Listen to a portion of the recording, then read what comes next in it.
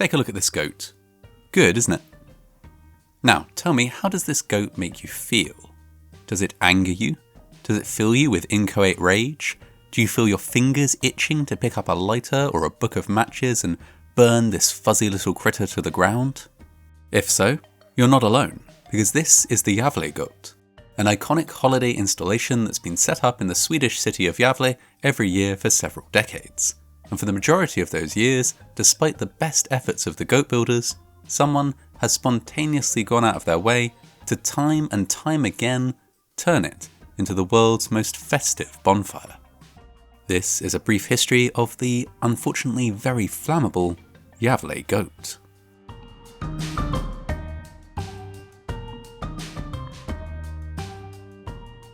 First, let's establish something. They don't intend for the goat to be burned. Yes, it's made of straw, and yes, it does kind of look like something that's designed to be set on fire, but it's actually not. As a matter of fact, the organisers go to great lengths to try and prevent the goat from being torched. Most years they set a round-the-clock guard on the installation with 2 concentric fences, hired goons and patrolling guard dogs, plus CCTV. Sometimes they flameproof it. They've made it known that setting fire to the goat is criminal vandalism and fully sent anyone they've caught in recent years to prison, as well as slapping them with a fine equivalent to around $10,000. In short, they really do not want anyone to set fire to this goat. For real, no fooling, even though that's kind of the thing it's most famous for. Their website, in fact, is quite stubborn about it. It records the fate of the goat throughout the years, but with a strong note of disapproval. They are, it seems, staunchly of the opinion that the goat is to be looked at, appreciated, and then patiently disassembled and put away safely in storage, ready for next year. Nowhere in the official materials or in any interview do they ever make mention of the fact that burning the goat is kind of a tradition now. The official line is clear. Goats are for looking at, not for incinerating. And, I suppose, when you consider the eye-watering amount of time and money that goes into building the goat each year, I can kind of see what they're getting at.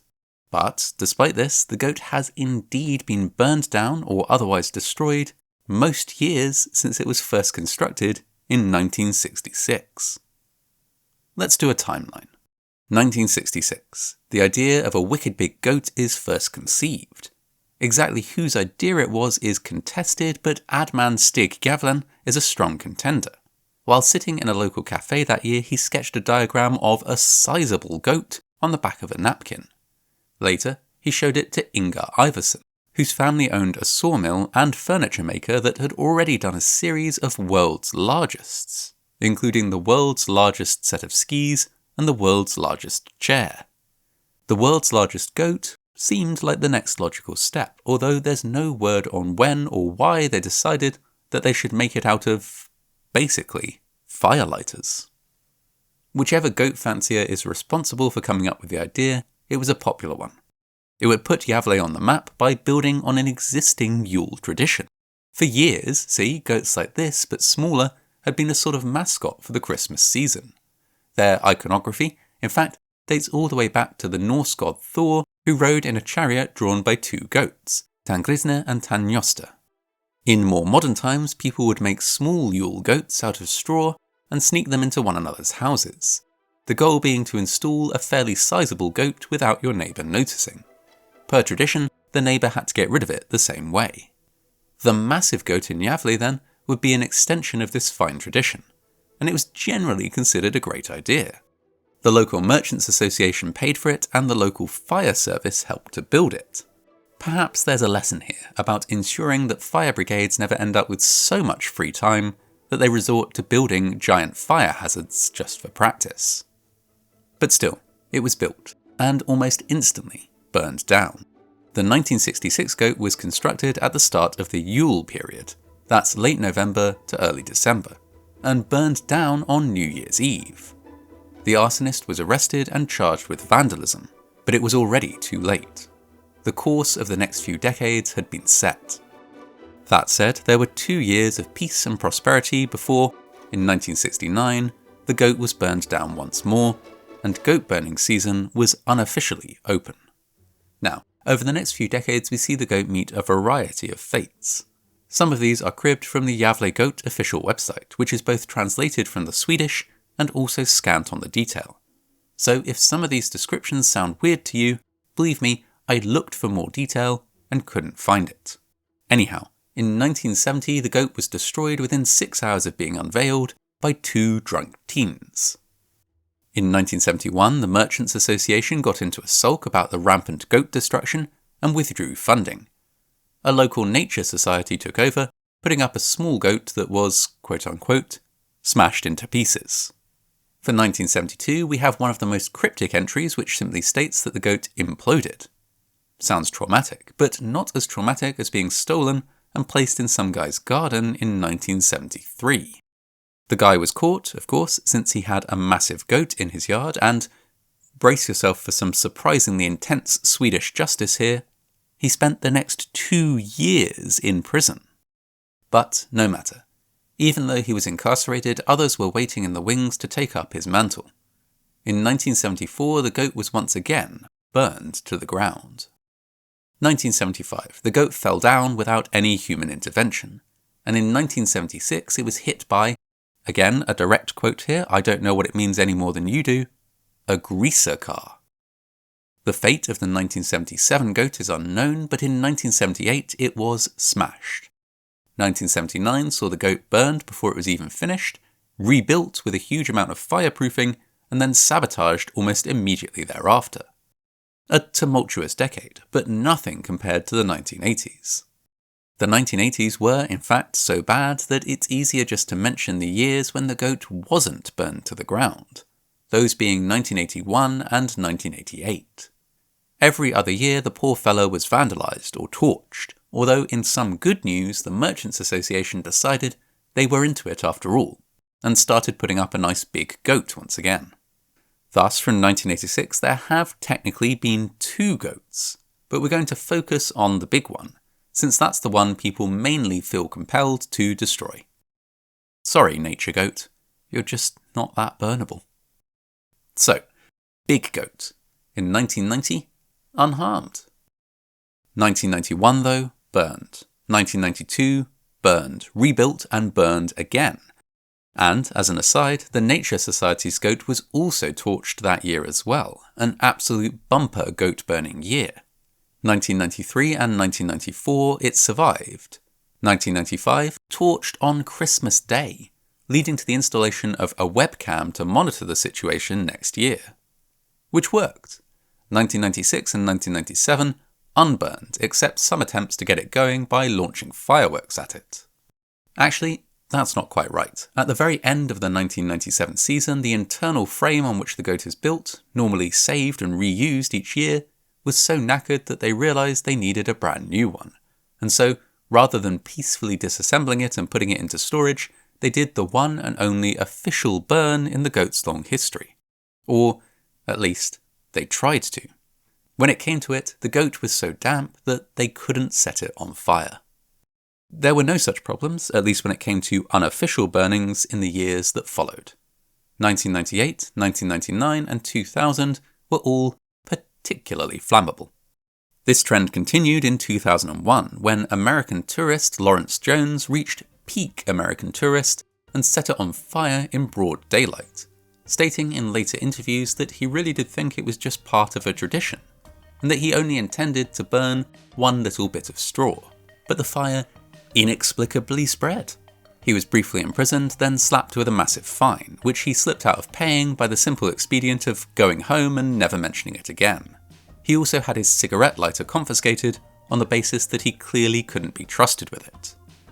In later interviews he said, and I quote, "In defence of the people of Gävle and their traditions, I would like to say they have every right in the world to build a 3-story high goat made of highly flammable material in the city centre and then wait for someone to burn it down." But Lawrence, if that's what they were doing, they'd spend the next year waiting. In 2002, the goat survived. 2003, 2004, 2005, however, it burned. In 2005, the arsonists gave it a festive twist by dressing up as Santa Claus and the Gingerbread Man and shooting the goat with a burning arrow. 2006 was a partial victory. One leg was burned to a crisp, but the goat as a whole survived. As a precaution, in 2007, the builders slathered it with a fireproof coating and it lived to see the new year.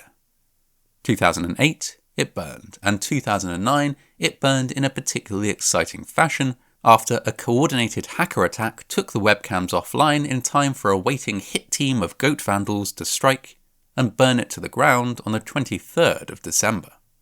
2010, the goat prevailed, albeit only thanks to the integrity of the security firm hired to guard it. One of their men was offered the equivalent of $7,000 by two mysterious interlopers. All he had to do was look the other way while they hitched it up to a helicopter and made off with it. Did they actually have the cash? Did they actually have the helicopter? Unknown. But, given the lengths people have gone to wreck that goat thus far, I wouldn't be totally surprised. 2011, 2012, 2013. Burned. 2013 they used a brand new type of fireproofing. Top of the line, modern technology, state of the art. It didn't work. The goat burned. 2014, Gävle sent the goat to China to protect it from vandals, and also as part of a cultural exchange with their sister city of Zhuhai. For the goat, this must have been a nice break from getting burned, but it didn't last, because in 2015, it was burned, and in 2016, it was burned, and then replaced with a different goat, which was destroyed after being hit by a car. A tangent. By this time, the story of the goat was known around the world, and it had inspired a number of copycats, or copy goats. One such pale imitation was a massive straw goat installed outside an IKEA in Iceland. This one was protected by round-the-clock security and multiple fences, but eventually burned down when its own Christmas lights malfunctioned. R.I.P. Anyway, back to the main goat in Gävle. 2017 to 2019, the goat made it through just fine, although the Nature Society's little goat got a bit of a torching. Q 2020. The goat made it through unscathed somehow. I don't know, maybe people had other stuff to worry about, but they were back on form by 2021 when it was burned down again. This time, the arsonist was caught and slapped with 6 months in jail and a massive fine. A sentence that might have done something to discourage other vandals because the goat was left entirely alone in 2022 and in 2023. Well, sort of. In 2023, they accidentally built the goat out of straw that was packed full of seeds, making it irresistible to birds. And, as such, the goat was absolutely pecked to death by a flock of what looked like crows. I wouldn't know anything about that, though. I was elsewhere, I have witnesses who can confirm that, and I'll be answering no further questions without a lawyer. 2024 passed without incident, and the goat survived, and that brings us to 2025. And, well, I'm editing this video at the very tail end of 2025, and the fate of the Gävle Goat is, as yet, undetermined. So I've recorded a few different endings, and I'm going to clip in the most appropriate one the day before this video goes live on the 1st of January 2026. Hopefully what you're about to hear isn't out of date by the time you hear it. As we all know by now, the Gävle Goat was, in 2025, blown over by the wind. Which brings us up to date with the entire history of the goat right up to this very moment. But it leaves one question hanging. Yes, it didn't burn this year, but why does the goat keep getting burned? Why are people so willing to risk actual jail and thousands of dollars in fines in order to incinerate the hard work of dozens of volunteers and craftspeople each year? Well, I don't know the answer, but I have some theories. The first is that it is, basically, a tradition now, and humans have a tendency to follow tradition even if it's a bit ridiculous. Really, given that the goat burned the first year it was built and that it's burned more years than it hasn't, you could argue that burning the goat is actually more traditional than not burning the goat. And the second theory is that it gets so consistently set on fire specifically because the city of Gävle is so insistent that it shouldn't be. People are contrary creatures. Build a big flammable goat and tell them explicitly and repeatedly not to set it on fire, and suddenly way more people will want to set it on fire than ever would have done if it was just left unguarded. That's just human nature. Also, one bonus theory here, Totally unproven and maybe wildly off base. But in all my reading about this, I have to say, it did seem sometimes as though the city did sort of want the goat to go on fire. There are cheeky references to fireworks on their social media. The goat committee insist that fireproofing can't be used because it makes the goat look ugly. Footage of the goat exploding is proudly published online, and there's even a restaurant nearby called the Burned Goat. I can't say for sure, so for now, I'm sticking to the official line. The goat is a treasured Christmas ornament, and I'm as devastated as anyone by the news that it didn't make it through to 2026. As we all know by now, the Gävle Goat was set aflame and burned to the ground. As we all know by now, the Gävle Goat mysteriously imploded around the turn of the year. As we all know, the Gävle Goat was eaten by corvids. As we all know, the Gävle Goat was taken out by a flock of wild horses, fell into a sinkhole, destroyed by a rogue drone, abducted by aliens, got into a fight with a giant straw cow, met with a mysterious destiny, came to life and was the subject of an adorable animated film, was accidentally sold to Finland.